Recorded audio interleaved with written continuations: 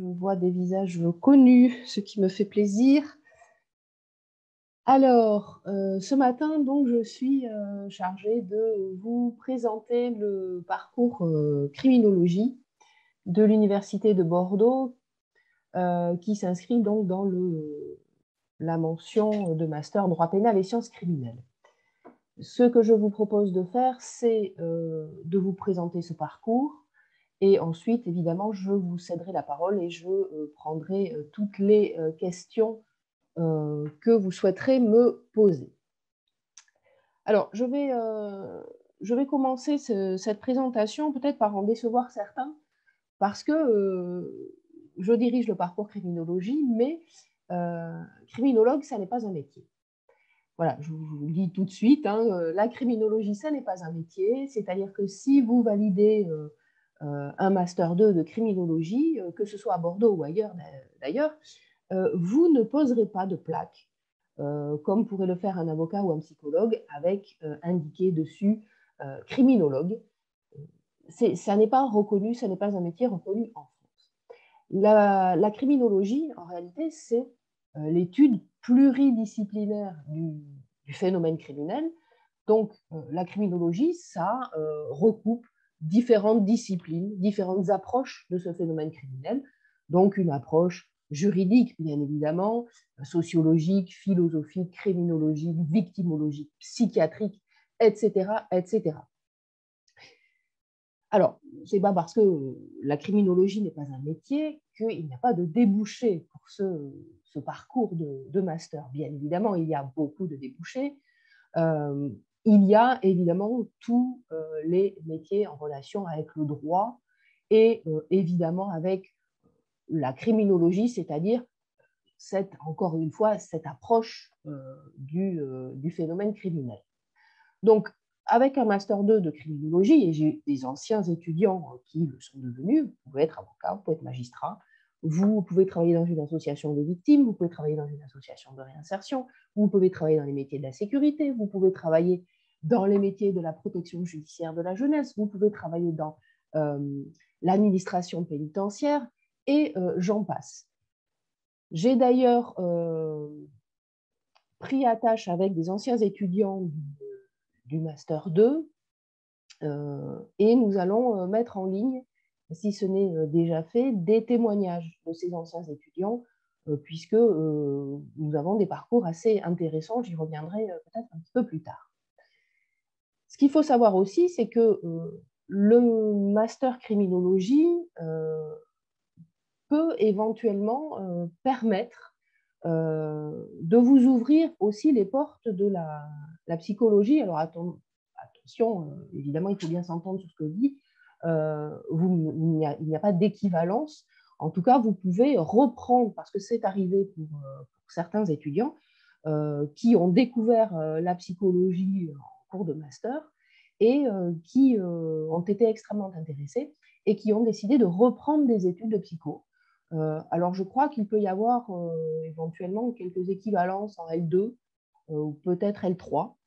Ça, c'est à vous de vous renseigner, ça dépend des universités, je crois, mais vous pouvez reprendre, si vous en avez le courage, des études, c'est-à-dire que vous doublez vos études de droit criminaux par des études de psycho, et ainsi, vous pouvez évidemment prétendre un panel encore plus de débouchés, encore plus élargi. J'ai des anciens étudiants qui ont fait ça. Et notamment une qui est devenue psychologue en établissement pénitentiaire. Donc vous voyez, vous avez véritablement beaucoup de débouchés avec ce parcours de criminologie. Ce parcours de criminologie qui vous propose donc une approche pluridisciplinaire et professionnalisante, on en reparlera, mais également, vous pouvez très bien essayer de tenter la recherche. J'ai des étudiants qui sont en thèse également et qui sont sortis du parcours et du Master 2 de criminologie. Alors, quel est l'objectif de ce parcours? L'objectif de ce parcours, c'est de vous donner des connaissances pluridisciplinaires, je le disais, donc plus larges que les simples connaissances juridiques que vous avez pu avoir tout au long de votre parcours de licence pour préparer des concours, je vais citer un certain nombre, et une professionnalisation qui va comporter, encore une fois, un bagage pluridisciplinaire. Alors, je ne suis pas du tout en train de dénigrer les masters qui n'ont que des connaissances juridiques, mais l'attrait du parcours criminologie, c'est de faire autre chose aussi que du droit. Le droit, c'est extrêmement important, on est bien d'accord, mais ça permet, le parcours criminologie permet d'élargir vos horizons et vos connaissances et votre façon d'appréhender les choses. Je vais vous donner un exemple très simple. La victime de l'infraction. Voilà. La victime d'une infraction pénale, en droit, on la connaît essentiellement par le prisme de la procédure. La procédure pénale parce qu'on l'appréhende simplement sous l'angle, sous le statut de la partie civile. Voilà. En criminologie, on l'aborde aussi par son statut de victime véritablement, par le biais de la victimologie, qui est un enseignement tout à fait particulier. Victimologie, donc en fait, on découvre quelle est la victime, quel est le statut de cette victime, son statut psychosocial éventuellement, quelle est la relation entre la victime et l'agresseur, quels sont les modes de prise en charge de la victime, etc., etc. Autrement dit, on la découvre sous un autre angle qui n'est pas l'angle évidemment juridique. Et ça, ce sont des connaissances dont on a besoin quand on travaille bien évidemment dans une association de victimes, mais même quand on est avocat, quand on est magistrat. Et il y a, je crois bien, de la victimologie dans la formation des magistrats. Donc, évidemment, ce sont des enseignements qui sont extrêmement utiles et qui permettent véritablement d'appréhender comment dirais-je, des métiers que l'on peut appréhender même avec un simple master juridique. Encore une fois, ça n'est pas péjoratif dans ma bouche, mais si vous êtes avocat, que vous avez des connaissances en victimologie, eh bien, si vous recevez une victime et que vous devez la défendre, vous avez quand même une autre façon d'appréhender son dossier. Voilà pour les débouchés de ce master, de ce parcours. Quelques mots sur le contenu de ce parcours. Je vous l'ai indiqué tout à fait au départ, ce parcours, il s'inscrit dans la mention droit pénal et sciences criminelles. Droit pénal et sciences criminelles et la criminologie, ça tombe bien. C'est à la fois du droit pénal et à la fois de la science criminelle. En Master 1, vous avez des cours à vocation générale qui vont mêler le droit pénal et la criminologie. Je vais y revenir tout à l'heure. En Master 2, vous avez des cours, des enseignements à vocation plus spécialisée en droit et en criminologie. L'idée de ce parcours, c'est d'assurer d'abord une continuité des enseignements, d'abord des enseignements généraux en Master 1, puis les mêmes enseignements, mais de façon plus spécialisée. Et donc, précisément, outre la continuité des enseignements, ce que l'on recherche, c'est ensuite un approfondissement de ces enseignements en Master 2. Pour faire le lien entre les deux années et en faire un tout cohérent, nous développons un projet clinique, c'est-à-dire nous développons des activités de la clinique du droit sur les 2 années. Alors, moi, je n'ai pas évidemment vocation, et puis je n'ai pas le temps ce matin de vous faire toute une présentation de la clinique du droit. En revanche, il suffit simplement d'aller sur le site de la clinique du droit de l'Université de Bordeaux et vous verrez les multiples activités qui sont offertes aux étudiants. Et évidemment, la clinique du droit, c'est une activité qui a vocation à s'inscrire tout naturellement dans le parcours criminologie, avec notamment un projet de réforme des maquettes pour introduire véritablement et faire une place à la clinique du droit en criminologie. Ce que je peux vous dire, c'est que, par exemple, cette année, les étudiants de Master 2 terminent un projet clinique qui s'appelle la recherche en action. Ils ont commencé ça en Master 1, sur la base du volontariat. très très vite pour que vous compreniez, la recherche en action dans l'activité de la clinique du droit, c'est à partir d'un thème que les étudiants prennent en main. À partir de ce thème, ils trouvent un sujet avec pour objectif la rédaction d'un petit rapport sur le sujet, assorti de préconisations à destination des professionnels qu'ils seront d'abord évidemment allés rencontrer sur le terrain pour connaître leurs besoins, pour savoir comment ils appréhendent le sujet en question, le thème en question et le sujet. Alors cette année, et donc depuis l'année dernière, ils travaillent sur l'insécurité et le développement du phénomène criminel dans la région de Bordeaux Métropole. Et donc, il y a évidemment toute une méthodologie, hein, puisqu'ils sont suivis, et notamment par mois, mais pas uniquement. Toute une méthodologie avec une enquête sur le terrain pour recueillir des informations, rédiger un rapport et faire des préconisations. Donc, ils sont en train, évidemment, de terminer. Ils se sont déplacés sur le terrain. Ils ont recueilli un certain nombre d'informations. Ils se sont livrés à des entretiens, à des enquêtes de terrain. Et ils sont en train de mettre tout ceci en forme. Et ils compléteront tout ça par, en fin d'année, une journée, demi-journée plus exactement, avec évidemment présentation de leur rapport et de leurs préconisations aux professionnels notamment et aux étudiants qui seront intéressés. Cette année, avec les Master 1, on va commencer un programme qui s'appelle Objectif Droit, qui va consister, qui continuera évidemment en Master 2, qui va consister en un déplacement des étudiants dans des établissements scolaires, collèges ou lycées, à la demande des établissements qui ont des partenariats avec la clinique du droit, sur une thématique spécifique, ce qui permet de familiariser les élèves, les collégiens, les lycéens avec des questions particulières qui se posent évidemment en droit. Et ça permet de familiariser ces futurs étudiants et ces futurs citoyens, ces citoyens évidemment en devenir, sur des questions de droit, parce qu'on s'aperçoit, et notamment quand les affaires sont médiatisées, que eh bien, la population a une idée tout à fait inexacte de ce qu'est le droit, alors que le droit, et notamment le droit pénal, alors que le droit, il a quand même vocation à régir la vie des citoyens. Donc, la clinique du droit, elle sert à faire un lien entre l'université et le monde extérieur, on va dire, les citoyens, par différentes actions. Et le parcours criminologie a vocation à se saisir des activités de la clinique du droit pour préparer les étudiants à leur future mission et à leur future profession, parce que bien évidemment, quand on commence à établir des entretiens, des trames, etc., on travaille, on se prend en main, on apprend à travailler en groupe et évidemment, on se responsabilise et par conséquent, évidemment, on arrive beaucoup mieux armé à des concours et ensuite dans une profession quelle qu'elle soit.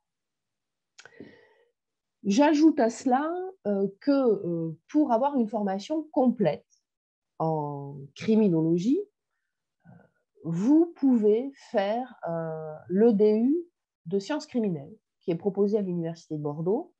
On l'appelle le certificat de sciences criminelles. Certaines matières sont mutualisées avec la première année de master. Et donc, vous pouvez prendre le complément, les matières qui ne sont pas mutualisées. Et si vous les prenez en complément, vous avez une formation extrêmement générale et qui tient la route en criminaux, droit et sciences criminelles.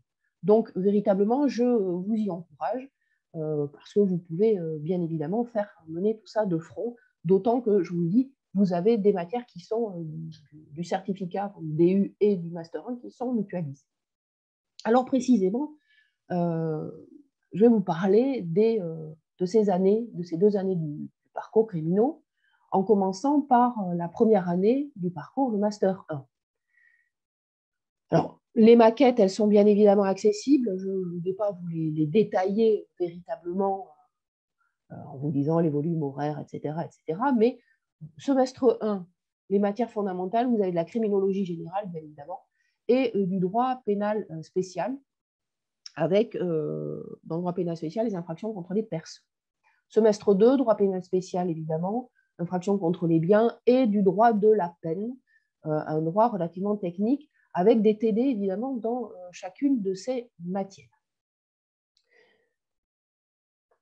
Ce qui est important ici, au travers de ces 4 matières fondamentales, criminologie, droit pénal spécial et droit de la peine, c'est de vous donner une première connaissance, pas une première, évidemment, vous avez fait du droit pénal avant, mais une connaissance approfondie du crime au sens large, de la sanction et de la façon donc d'appréhender le crime et sa sanction. Ensuite, vous avez des matières plus orientées criminologie, on va dire, à savoir la criminalistique, la sociologie pénale, etc. Donc, encore une fois, vous pouvez mutualiser, vous avez beaucoup de matières qui sont mutualisées et vous pouvez compléter avec le DU pour avoir véritablement une belle première année de Master 1 extrêmement complète. Ce qui fait qu'ensuite, vous arrivez en Master 2, puisque les étudiants du Master 1 maintenant ont vocation évidemment à intégrer le Master 2, il n'y a plus de sélection, vous le savez, une année de Master 2. 4 points pour caractériser cette année de Master 2. Premier point, c'est ce que je vous disais tout à l'heure, on retrouve des matières que l'on approfondit, dont vous allez retrouver du droit pénal, de la procédure pénale, mais évidemment ici sous un angle beaucoup plus participatif, puisque vous êtes environ 25, un peu plus, donc vous n'êtes plus en amphi et on fait des choses de plus participatives, bien évidemment. Donc, droit pénal, procédure pénale, sociologie, criminologie, qui sont les matières fondamentales que vous retrouvez sur la maquette. Ensuite, vous avez des matières plus spécialisées. Vous avez de la sécurité intérieure, avec notamment des professionnels de la DGSI, la Direction générale de la sécurité intérieure. Donc voilà, vous avez une personne également qui a une chaire à Sciences Po qui intervient sur des problèmes de prolifération. Voilà, ce sont des enseignements extrêmement intéressants et qui, là, pour le coup, ne sont pas dispensés, sont véritablement différents des enseignements du master. Vous avez de la science pénitentiaire avec des professionnels. En sciences pénitentiaires, qu'est-ce qu'on étudie ici? L'application des peines, l'insertion et l'approbation et les services pénitentiaires, c'est-à-dire en fait les établissements pénitentiaires. Donc vous avez un professionnel de l'insertion et de l'approbation, un professionnel des services pénitentiaires, puisque nous avons un partenariat avec le centre pénitentiaire de Bordeaux-Gradignan. Vous avez de la victimologie, je vous en parlais tout à l'heure, la victimologie étant assurée par une psychologue clinicienne qui fait aussi les cours de criminologie et qui est extrêmement appréciée des étudiants. Ensuite, vous avez de la psychiatrie avec une de traitement des délinquants adultes, où là, vous avez 2 professionnels, vous avez un psychiatre qui intervient dans un CRIAVS. Alors, un CRIAVS, c'est quoi? C'est un organisme qui existe au niveau national, il y a différents organismes. Le CRIAVS, c'est un centre ressources pour les intervenants auprès des auteurs de violences sexuelles. C'est un petit peu compliqué, mais c'est un centre ressources, c'est-à-dire, alors là, ça dépend à Bordeaux de l'hôpital Charles Perrins, où on prend en charge des auteurs d'infractions sexuelles et notamment évidemment un certain nombre de pédophiles, mais pas que. Et c'est un psychiatre de ce CRIAVS qui s'appelle Herioz pour Bordeaux, qui intervient dans cette lieu de traitement des délinquants adultes. Et vous avez ensuite un autre psychiatre qui intervient, c'est un psychiatre cette fois-ci du SMPR. Le SMPR, c'est le service médico-psychologique régional qui est qui est une structure qui est au sein du centre pénitentiaire de Gradignan et qui assure le suivi des détenus, le suivi évidemment psychiatrique. Donc vous avez ici 2 psychiatres qui sont évidemment en lien avec les délinquants adultes, soit par le biais d'un CRIAVS, soit par le biais du SMPR. Vous avez de la psychologie et psychopathologie des mineurs, où on va vous étudier donc la psychologie du mineur, les déviances des mineurs, etc. etc. Et de la criminalistique.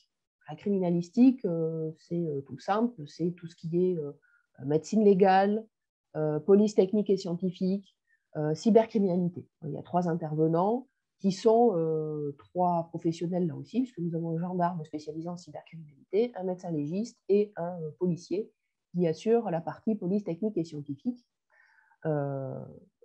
Donc, par ces matières, en fait, on essaye de vous sensibiliser et de vous donner un arrière-plan que vous n'avez pas, évidemment, au cours de vos 3 premières années, que vous commencez un petit peu à avoir en Master 1. Mais là, on le fait de façon extrêmement spécialisée parce que, évidemment, vous n'avez pas forcément quelqu'un du SMPR ou qui va vous traiter de la problématique des détenus forcément en Master 1.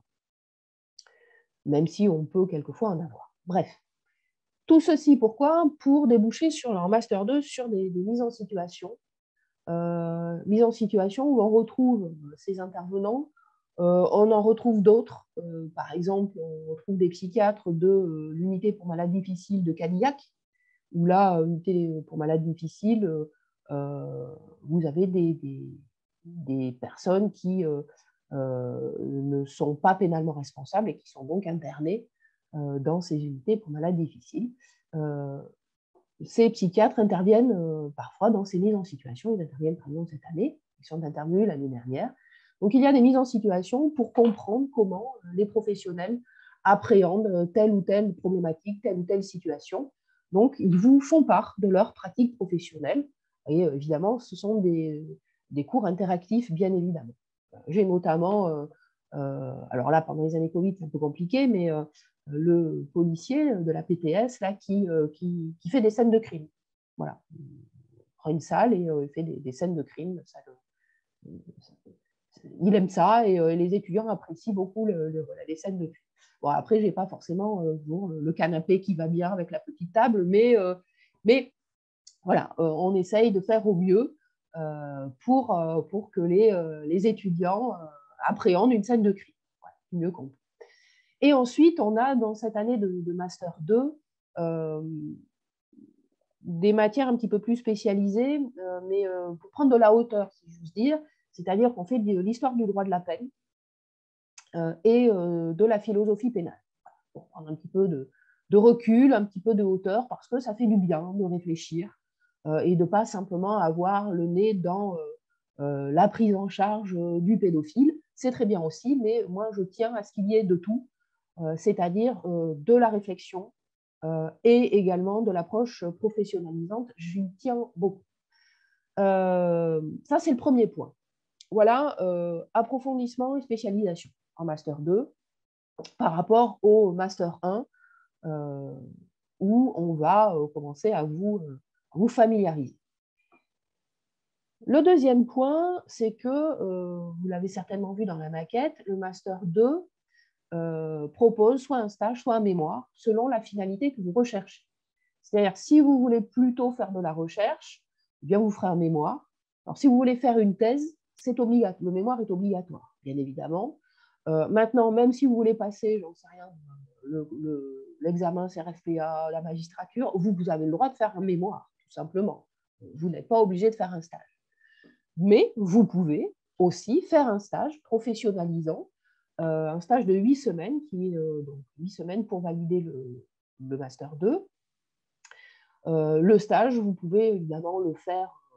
Alors après, je vous en parle quand on fait la réunion de rentrée en Master 2, bien évidemment, mais vous pouvez le faire parmi parmi tous les milieux professionnels que je vous ai cités, hein, insertion et probation, DSP, avocats, magistrats, associations de victimes, CRIAVS. Voilà. Vous faites, alors en général, vous ne faites pas qu'un seul stage, vous en faites 2 ou 3. Et après, il y a un rapport de stage avec une méthode dont je vous fais part, il n'y a aucun problème. Mais c'est aussi un des points forts de ce Master 2. Vous pouvez faire soit un mémoire de recherche, soit un stage. Troisième point, un plus du Master 2, il y a des immersions dans des différents milieux professionnels. C'est-à-dire qu'on organise des visites au centre, enfin une visite au centre pénitentiaire de Bordeaux-Gradignan. Il y a une visite avec des ateliers à l'unité pour malades difficiles de Cadillac et à l'UHSA, qui est une unité hospitalière de soins ambulatoires pour précisément ceux qui en ont besoin, c'est-à-dire ceux qui n'ont pas besoin d'être internés, mais ceux qui ont quand même besoin d'un suivi psy dans un milieu sécurisé. Donc ça, c'est à Cadillac, on visite tout ça. On a normalement aussi une visite à la caserne Batesti, c'est-à-dire à la gendarmerie, avec des ateliers. Alors, je peux bien le dire, les années Covid ont évidemment remis en cause tout ceci. Nous avions normalement cette année, encore une fois, un atelier, une visite entière, toute une journée à la caserne Batesti et une visite à Bordeaux-Gradignan. Bordeaux-Gradignan, ils sont en cluster, ça a été annulé. Je ne sais pas si on va pouvoir y aller. La gendarmerie, pareil, Omicron a fait son œuvre, donc il n'y a plus rien. Voilà, ça, ce troisième point qui est un point fort du master, ça fait depuis 2 ans, on doit bien dire, c'est une catastrophe. Alors là, avec les étudiants du master 2, je croise les doigts. En mars, nous allons à l'UMB et à l'UHSA. Nous avons une journée planifiée avec des ateliers.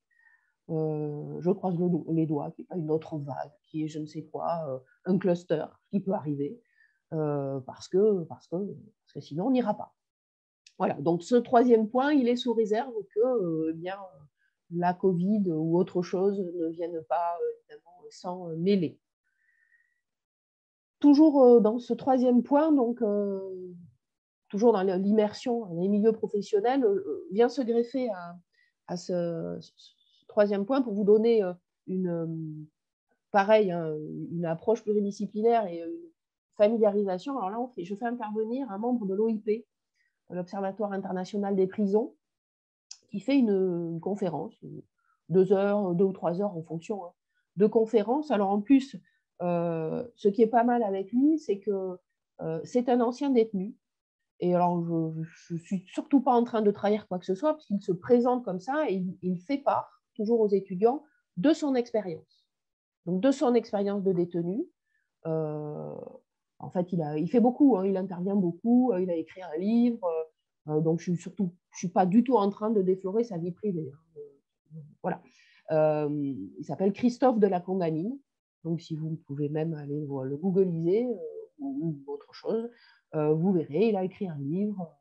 Voilà. Donc, et il intervient, c'est quelqu'un que j'apprécie beaucoup.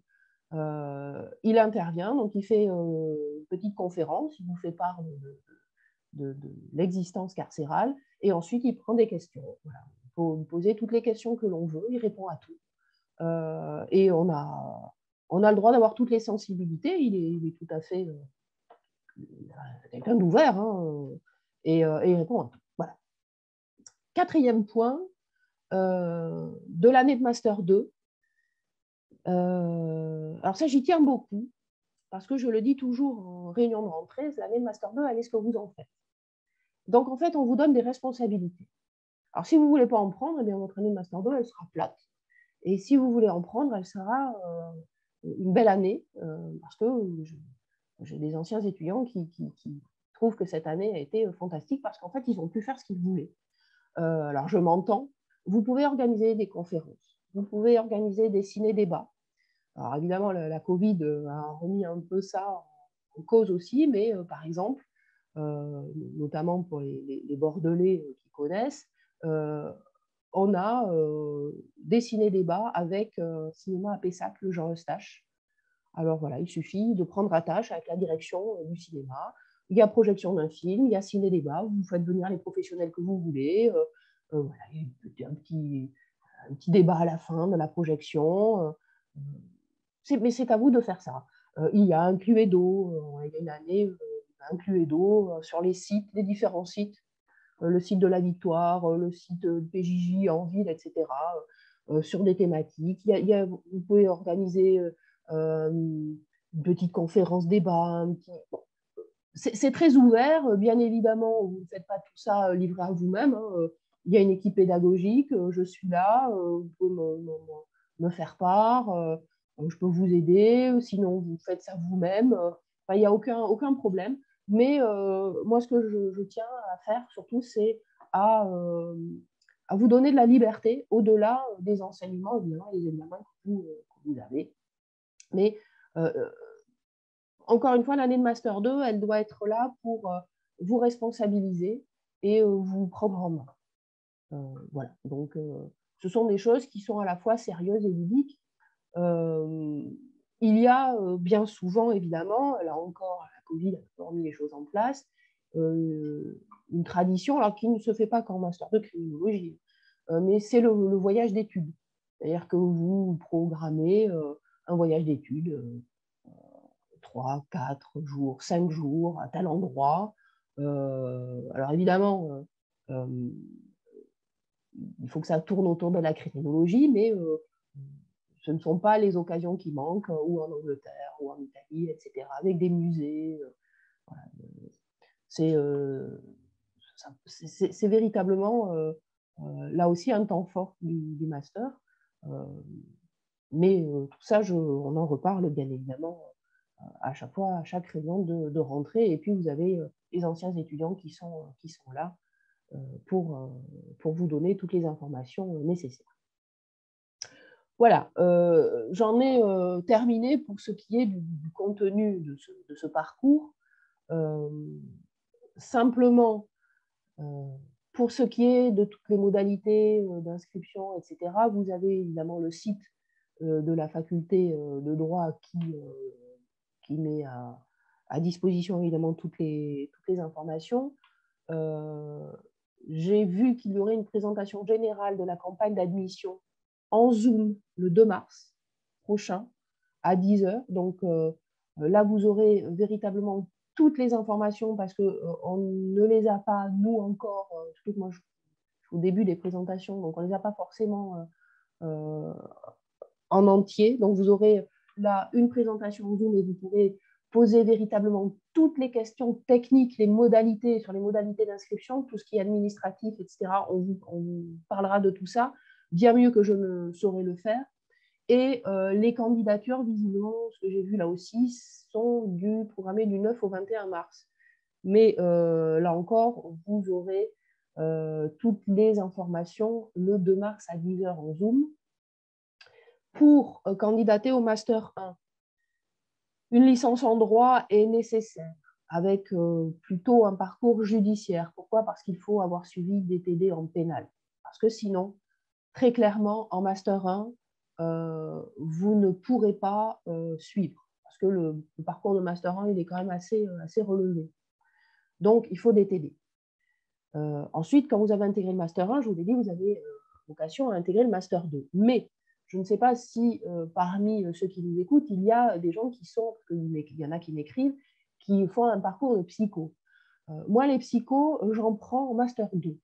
Pourquoi en Master 2? Parce que en Master 1, encore une fois, vous risquez d'échouer, très clairement.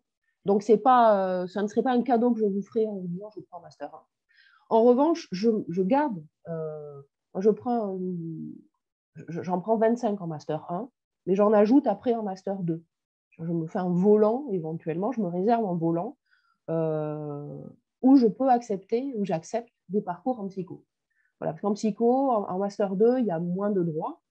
Il y a droit pénal de fond au semestre 1 et droit pénal, procédure pénale au semestre 2. Et après, il y a quand même de la matière juridique, les centres pénitentiaires, etc. Mais on peut y arriver. Alors, il faut travailler, bien évidemment.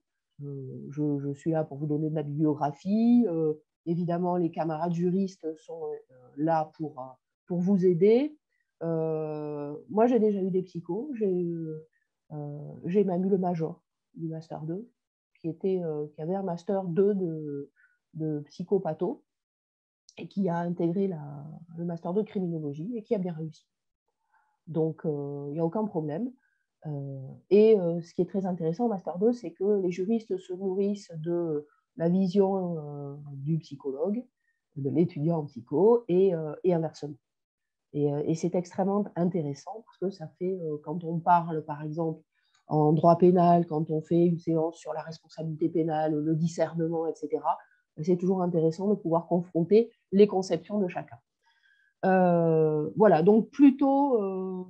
alors c'est vrai que maintenant, la configuration des études font que quand on a Quand on est en M1 en psycho, on continue en psycho en M2, mais si vous voulez ensuite, je le dis, hein, j'anticipe peut-être un peu sur les futurs parcours, mais après, vous pouvez intégrer le M2 de criminaux, même quand vous avez fini votre parcours de M en psycho. Voilà, pour le coup, moi, je vous ai tout dit. Maintenant, je suis évidemment à votre disposition pour prendre vos questions. Donc, n'hésitez pas. Et puis, si vous avez la possibilité, quand vous posez une question, de mettre votre caméra pour que je vous vois, ce sera plus sympathique. Mais bien sûr, première question, ce master prépare-t-il au concours de l'ENM? Alors, moi, je suis toujours extrêmement, comment dirais-je, réservée. Un master, quel qu'il soit, ne prépare pas spécifiquement à un concours. Il vous donne des bases. Mais ce qui vous prépare à un concours, c'est l'IEJ. Alors évidemment, c'est ce que je vous ai dit tout à l'heure, alors attendez, parce que en plus je lis les questions. Je préfère à la limite que vous puissiez les poser à l'oral, parce que sinon, après, ça me... Voilà, n'ayez pas peur de prendre la parole. Hein. Ce que j'étais en train de dire, c'est que les matières de Master 1 et Master 2, évidemment, vous avez un bagage juridique qui vous prépare aux futures épreuves et qui vous prépare aussi, je vous disais, par exemple, avec l'approche victimo, etc., qui vous prépare, par exemple, à ce que vous ferez à l'ENM. Moi, j'ai eu une ancienne étudiante que j'avais revue, qui dit, oh, je suis à l'ENM, je suis super contente parce qu'on fait de la victimo et moi, je sais ce que c'est. Moi, j'ai déjà ce plus. Donc voilà. Mais après, pour vous préparer spécifiquement à l'épreuve 2, à l'épreuve 2, à l'épreuve 2, tel, évidemment, il faut un IEJ. Mais évidemment que vous faites du droit de la peine, vous faites du droit pénal, vous faites de la procédure pénale, vous faites de la procédure pénale spécialisée. Donc oui, vous avez le bagage. Ensuite, j'ai vu qu'il y avait une autre question. Master 1, 25 places.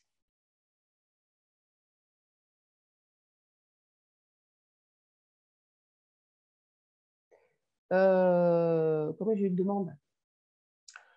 J'ai eu 1800 dossiers. Moi, je suis dans les masters les plus demandés. Je suis dans le CRAM, d'accord. Alors, attendez.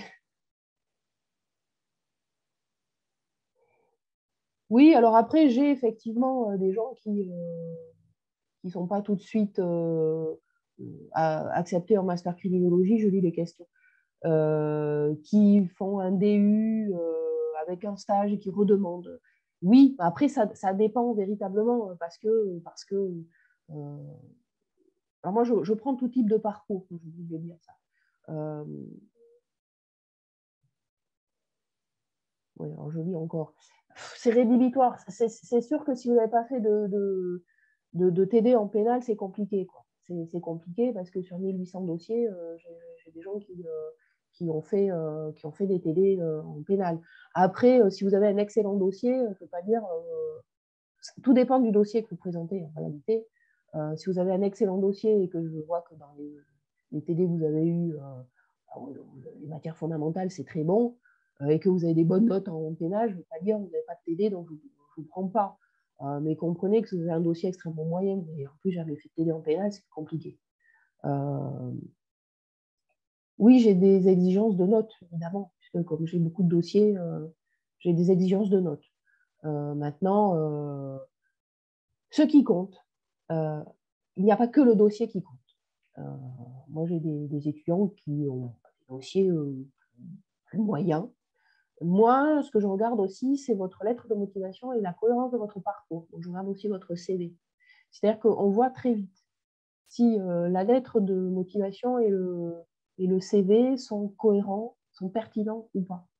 On voit très vite. Alors, surtout, évitez, je vous le dis, parce que ce que je trouve, et ça, non. Je suis bien consciente que dans le berceau, vous n'étiez pas passionné par la criminologie, je le sais, et il n'y a pas de problème. Donc, évitez de me dire que la criminologie, c'est votre rêve d'enfant, parce que ça, en général, je ne suis pas bien disposée. Donc, quand on a 10 ans, même, non, on n'a pas ne pense pas à la criminologie, je trouverais même que c'est un peu grave, mais que vous ayez découvert la criminologie, oui, ça, ok. Donc faites attention à ce genre de phrases toutes faites. Mais plus sérieusement, on voit très bien si le projet est cohérent ou pas. Ça se voit et on voit si véritablement la criminologie, c'est ce que vous vouliez faire ou si c'est un pis-aller.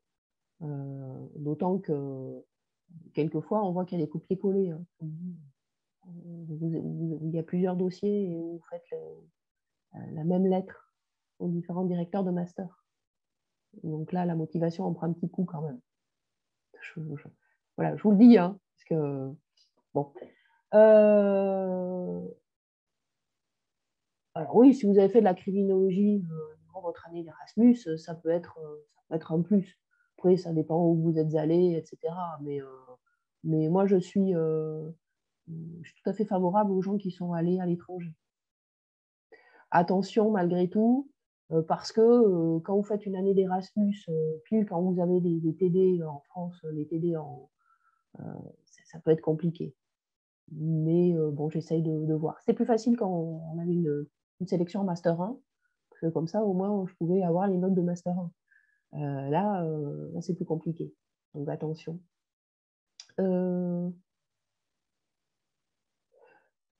Oui, pour ceux qui veulent candidater en Master 2, il faut passer par Apofus. Ça aussi, c'est pris. Vous avez tout sur le site. Il n'y a pas de candidature spontanée, il y a des dossiers. Et là, j'en ai aussi beaucoup. Je prends en compte, oui, les DU à côté.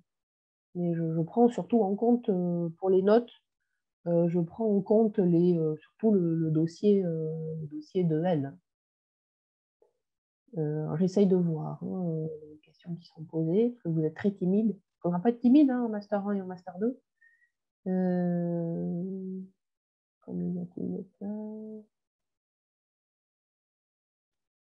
Droit privé général, les masters de droit privé général, il faut voir. Il faut voir si j'ai de la place, si le dossier est bon. Ça m'est arrivé d'en prendre, mais ça m'est arrivé d'en refuser. Hop, les questions. L'addition de notes, le Master 2, Erasmus. Non, il n'y a pas d'entretien dans le cadre de la candidature parce que je fais beaucoup de candidats et je fais quand même des listes d'attente assez longues. Donc, non, a priori, non, il n'y a pas d'entretien. Mais je ne me suis jamais trompée. Je veux dire par là que le dossier parle toujours pour vous, quel qu'il soit. Alors, Maëlys Casbah, oui, je ne sais pas si vous avez posé une question, mais en tout cas, voilà, je vous donne la parole. Bonjour. Bonjour. Vous m'entendez?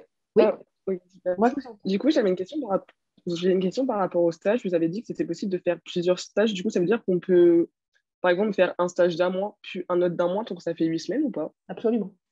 Oui, Ok, la d'accord. réponse est oui, ça fait 8 semaines.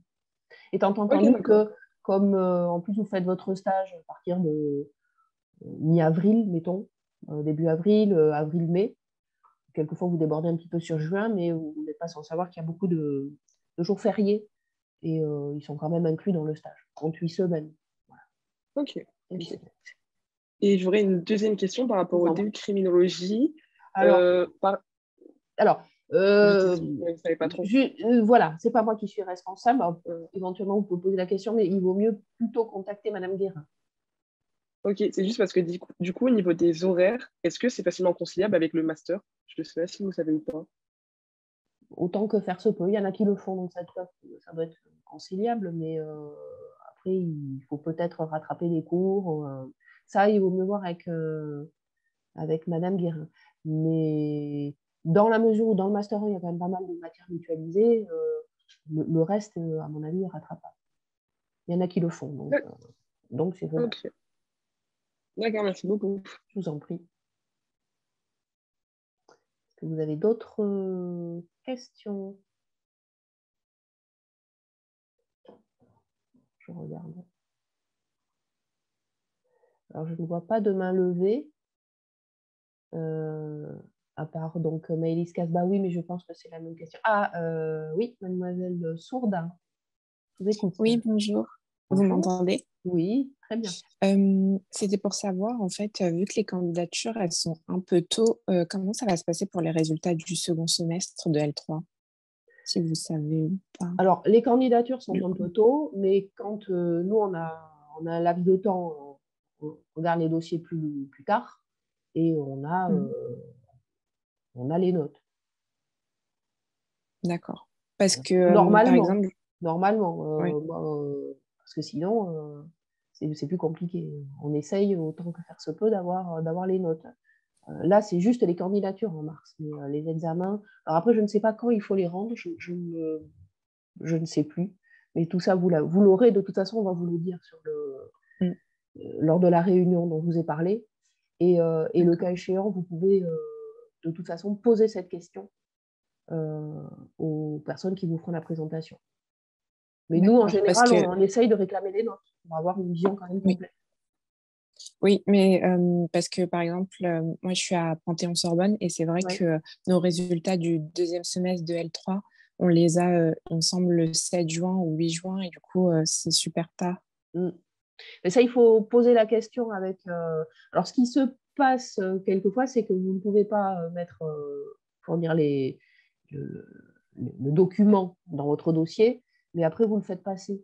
Moi, je reçois D'accord, des bulletins après, quoi, par mail. d'accord. Ça me Merci. va. Rien. Merci.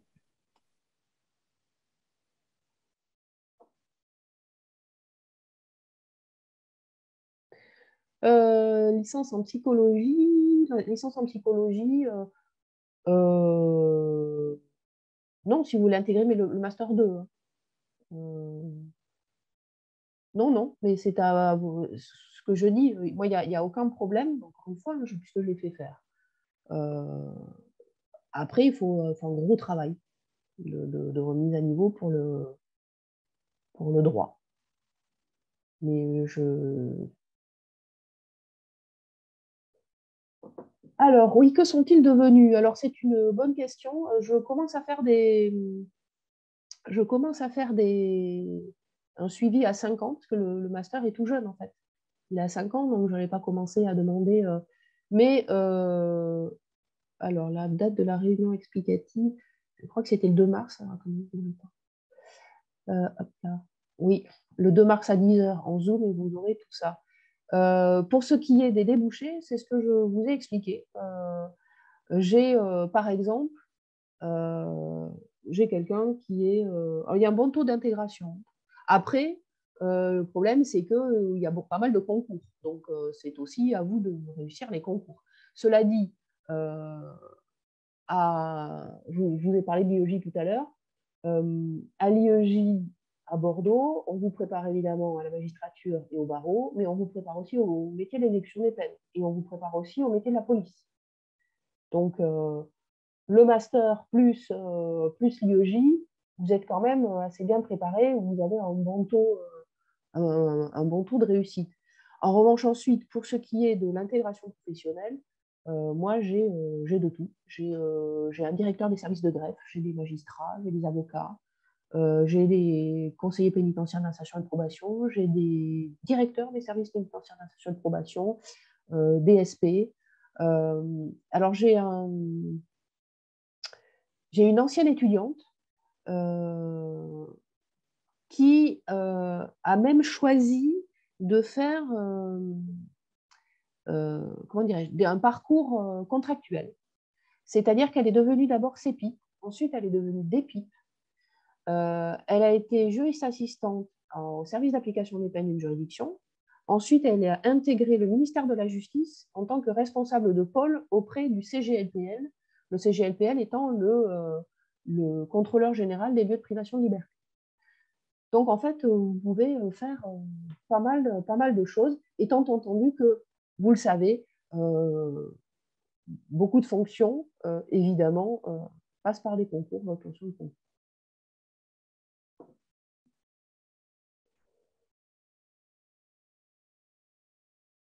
Je lis les questions. Est-ce qu'il y a des matières en plus de droit pénal et procédure pénale à avoir suivi? Non, moi j'axe surtout sur les matières pénales. Bon, évidemment, si vous avez fait de la criminalité, je regarde. Droit des mineurs, c'est intéressant aussi. Voilà. Liberté fondamentale, c'est bien. Hein. Je ne m'axe pas sur les libertés fondamentales.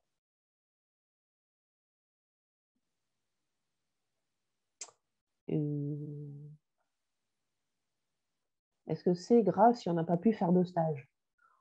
Non, mais le problème maintenant, c'est que les dossiers sont de plus en plus concurrentiels. Donc, si vous n'avez pas fait de stage et que votre dossier est moyen, vous avez moins de chances que si vous n'avez pas fait de stage et que votre dossier est très bon. Ou que si votre dossier est moyen, mais que vous avez fait plein de stages. Parce que ça montre votre motivation. Alors après, je sais aussi que c'est compliqué de trouver des stages. Donc, ce n'est pas non plus quelque chose qui est ultra pénalisant. Moi, je regarde surtout le dossier, les notes. J'ai l'occasion d'en faire un. Oui, bien sûr. Étudiante à Nanterre, j'aimerais intégrer les services pénitentiaires d'insertion et de probation. J'ai fait un stage, j'ai l'occasion d'en faire un dans une asso qui s'occupe de jeunes sous main de justice. Oui, bien sûr que c'est très bien ça. Surtout qu'après, si vous intégrez le master, vous pourrez refaire un stage dans ces structures avec lesquelles vous avez pris attache. C'est ça aussi qui est pas mal.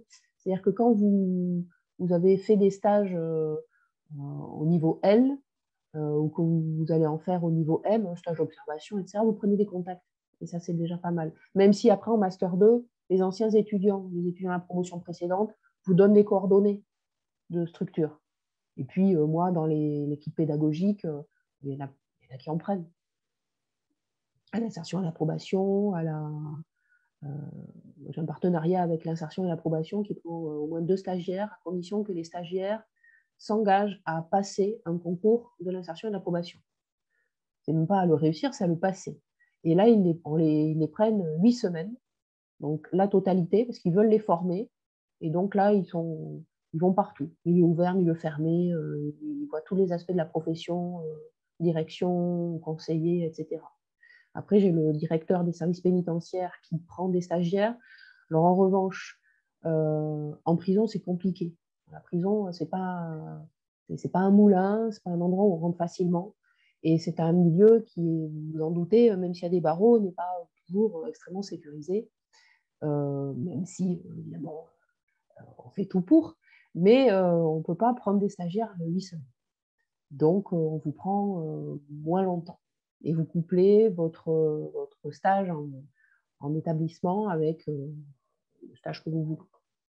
Mais ça peut être pas mal aussi. Il y en a qui font ça, qui font, par exemple, un stage avec un magistrat, par exemple à l'application des peines, et un stage en établissement pour voir où sont les interlocuteurs.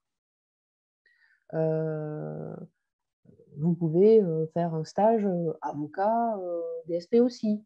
Enfin voilà, vous pouvez coupler pour avoir une idée de l'envers du décor, même si vous n'interviendrez pas spécifiquement dans ce décor-là.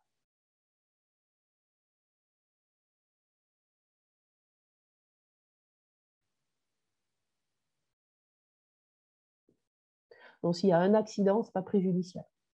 On regarde le dossier dans son entier.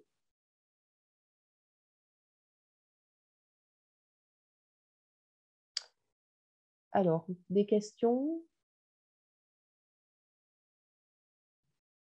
Non, je ne vois personne.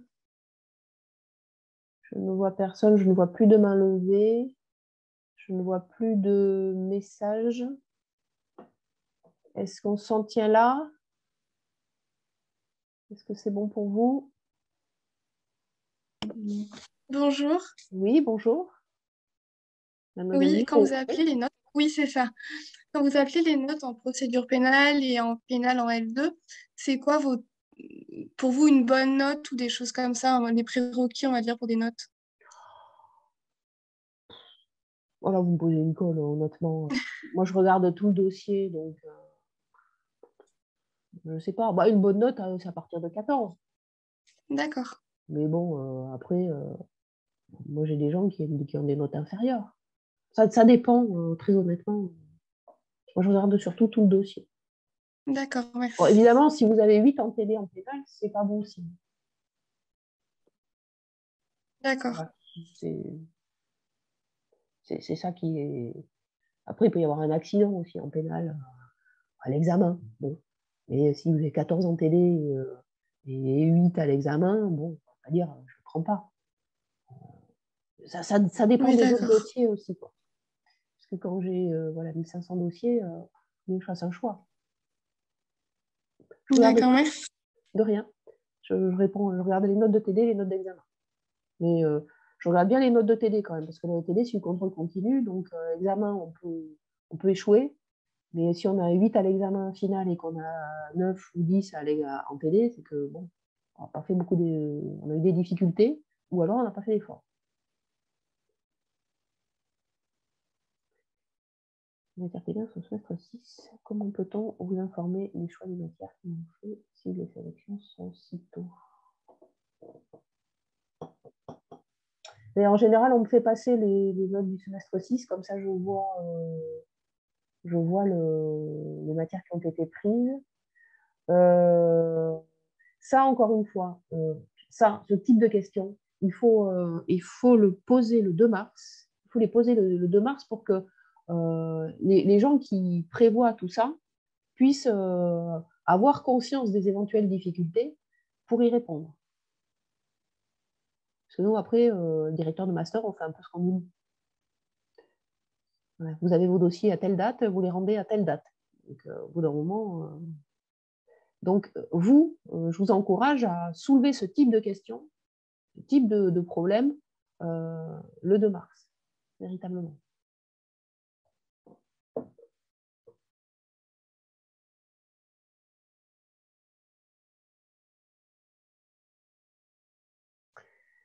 L'exigence de certaines facultés qui n'attribuent pas de bonnes notes facilement est-elle prise en compte?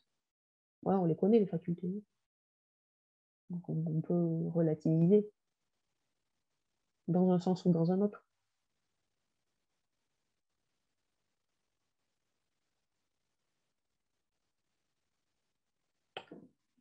C'est enregistré, on va couper ça. Non, mais après, voilà. On sait que on sait qu'il y a des universités où c'est plus difficile, d'autres où les notes sont plus larges. Voilà, après, on voit. Mais au-delà de, encore une fois, pertinence du parcours. Et soignez bien votre lettre de motivation. Bon, évidemment, votre CV, mais le CV, il est fait.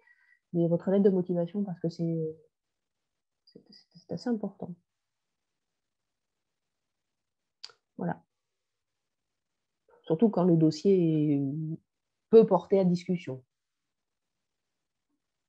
Si vous avez des 18 partout, bon, la lettre de motivation, vous voulez faire criminaux, je ne vais pas vous dire non. La lettre de motivation, on la regarderait un peu, mais moins.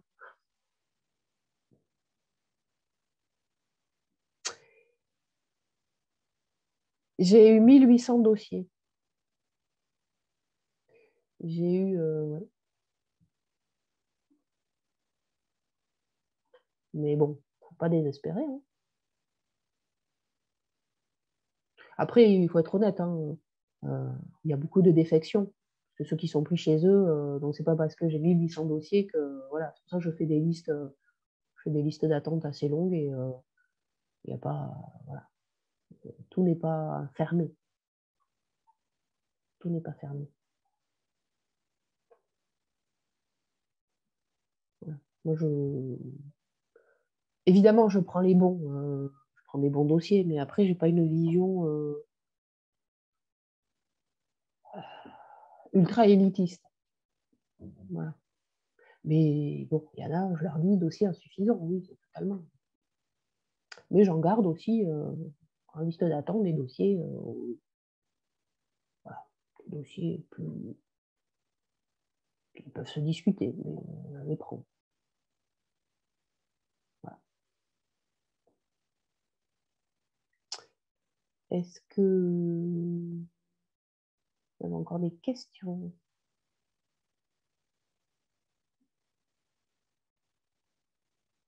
Non, c'est bon? Je regarde, je n'ai pas de main levée. L'âge est-il un critère? Non, c'est pas un critère. Si vous avez des années d'avance, c'est très bien. Et je pense que ça vous permettra de réussir et tout, mais c'est pas un critère.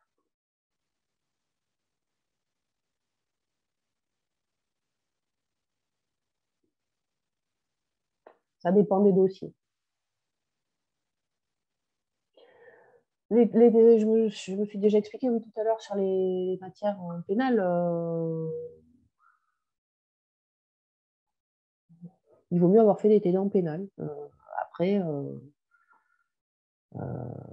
ça dépend si le TD en pénal n'était pas offert à la fac ou si vous ne l'avez pas pris. Si vous ne l'avez pas pris, c'est plus compliqué. S'agissant des listes d'attente, avez-vous beaucoup d'étudiants qui intègrent par la suite? Oui, c'est arrivé, oui.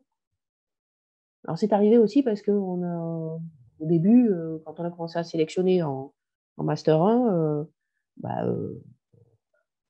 on n'était pas, les universités n'étaient pas très synchrones et donc évidemment les listes d'attente, on a eu beaucoup de défections parce que ceux qui sont sélectionnés chez eux sont pris chez eux, restent chez eux.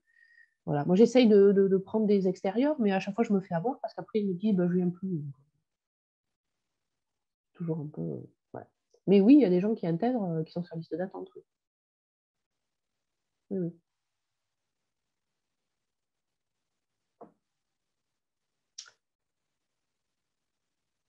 Tunka Halim, je vous écoute. Oui, bonjour madame, je voulais Bonjour, savoir, est-ce monsieur. que vous prenez en priorité les gens qui sont issus de l'Université de Bordeaux ou pas du tout? Non, je prends des bordelais, mais je prends aussi des non-bordelais, je le dis à l'instant.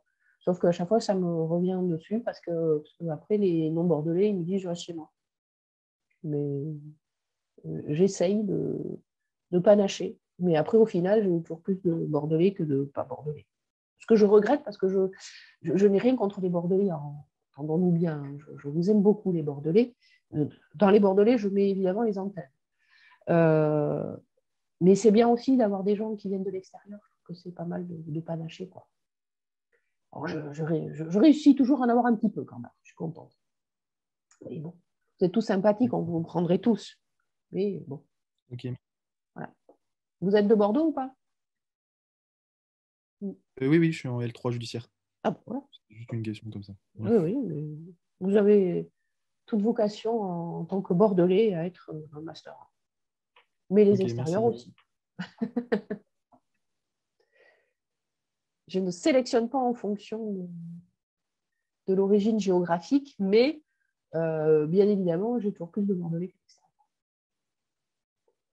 C'est parce que les extérieurs ne veulent pas de moi, en fait, après. Bon, je plaisante. Mais je comprends aussi que quand on a quelque chose là où on habite, c'est mieux. Parce qu'il faut se loger. À Bordeaux, c'est pas évident. C'est cher. Bon, voilà. Donc, je comprends. Voilà. D'autres questions? Non? Monsieur Algorny, pas de questions? Non? Bon. Eh bien, écoutez, je vais vous laisser. Je vais vous laisser à vos réflexions et puis à vos autres Zooms si vous en avez. Et puis, voilà, vous dire que je serai ravie de vous accueillir. Et puis voilà, je vous souhaite une bonne continuation en tout cas. Voilà. Merci beaucoup. Au revoir. Merci, au revoir. Au revoir. Merci.